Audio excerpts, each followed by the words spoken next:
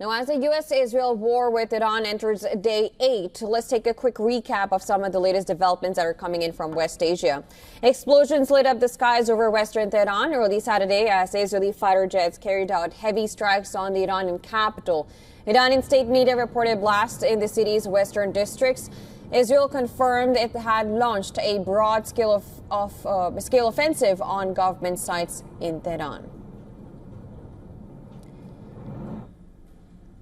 Now, Saudi Arabia says it has intercepted a ballistic missile fired at an airbase southeast of the capital, Riyadh, and this as Iran pressed attacks across the Gulf. Saudi Defense Ministry posted on X that a ballistic missile launched towards Prince Sultan Air Base was intercepted and destroyed. This is the second big Iranian strike on Saudi Arabia in the last 10 hours. Earlier, Saudi Arabia's defense ministry said it intercepted and destroyed a cruise missile near the central Al-Kharj area. Now, coalition forces shot down 4 explosive-laden Iranian drones over Erbil in Iraq's autonomous Kurdistan region, with debris falling near a hotel in the city. Explosions were also reported near Erbil airport, where U.S.-led coalition troops were stationed, and gray smoke was seen rising from the area. Authorities say an attack forced the suspension of production at a U.S.-run oil field. And U.S. President Donald Trump has declared that the U.S. military campaign against Iran is progressing very well, insisting that only Tehran's unconditional surrender would end the escalating conflict. Speaking at the White House, Trump claimed Iran's army, navy, communications, and leadership have been largely destroyed. His remarks came as global oil prices surged amid fears of supply disruptions linked to the intensifying West Asia war. And a U.S. Air Force C-5 Galaxy military transporter landed at RAF Fairford in southwest England as West Asia conflict escalates.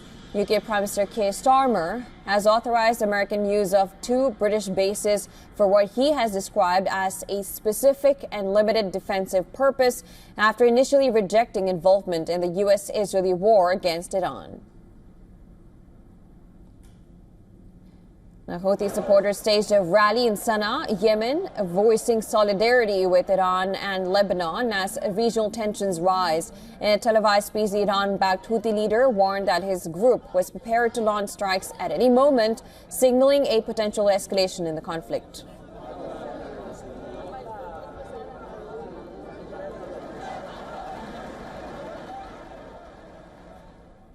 Now, we have been talking to experts across the world to analyze this, and we were earlier joined by David M. Littman. He is a senior analyst at the media monitoring organization Camera.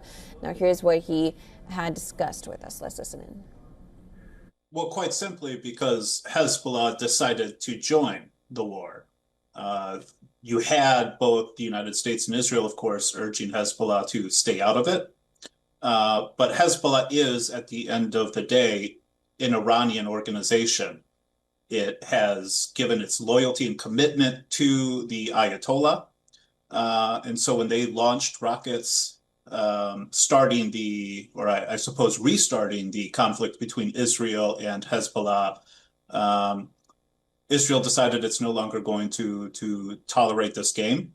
Hezbollah was not even supposed to be at some of the locations from which it fired rockets at Israel.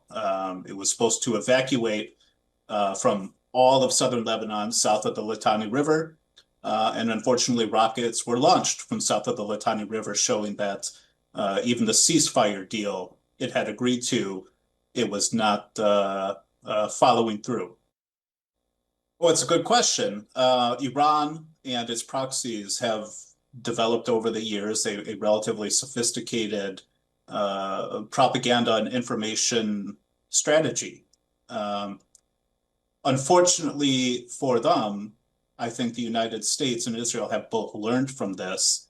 And if there is any politician capable of shifting narratives about geopolitical events, it is the United States President Donald Trump. As for whether Iran's propaganda and narrative is really having an effect, I think its actions are undermining any kind of narrative it is trying to purvey. One need only look at the fact that the entire Middle East, the Arab countries, are uniting behind the United States in its operation. Even Turkey, which is no friend of Israel, certainly, has come out and been condemning Iran for its actions as the Iranian regime fires rockets and missiles and drones at nearly every country in the region.